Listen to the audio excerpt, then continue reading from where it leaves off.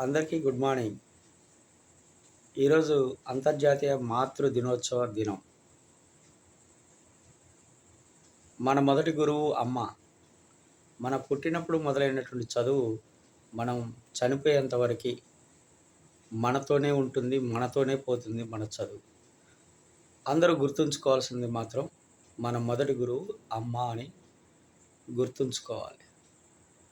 మాతృదేవోభవ, పితృదేవోభవ, ఆచార్య దేవోభవ అని ఈ ముగ్గురు గురువులని మనం ఎప్పటికీ జీవితంలో గుర్తుంచుకోవాలి. ఎందుకంటే ఒకరు జీవితాన్ని ఇస్తే మరొకరు చదువు నేర్పి జీవితాన్ని ఇచ్చారు. కాబట్టి ఎవరి ప్రత్యేకత వారికే ఉంటుంది. వీరిని పూజించినట్లయితే మనకి ఆయురారోగ్యాలతో సంతోషంగా అందరితో ఆనందంగా గడపగలం.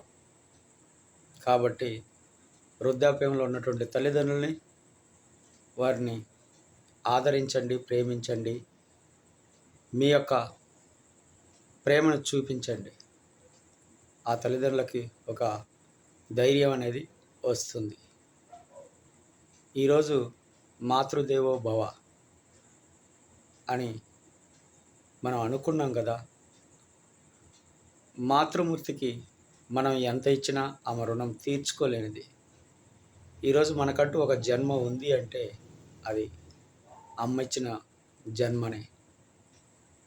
ఈ అమ్మని మనం ఎన్నిసార్లు అనుకున్నా, ఎంతసేపు అనుకున్నా మర్చిపోలేనిది అమ్మ అనే పదం. ఆ పదంలోనే మాధుర్యం ఉంది.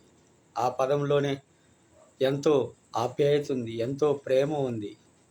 ఆ ప్రేమమూర్తికి మనం ఇచ్చే గౌరవాన్ని ఇస్తే ఆ అమ్మ కూడా ఎంతో సంతోషంగా ఉంటుంది. ఆ అమ్మ ఆత్మకు శాంతి కూరుతుంది.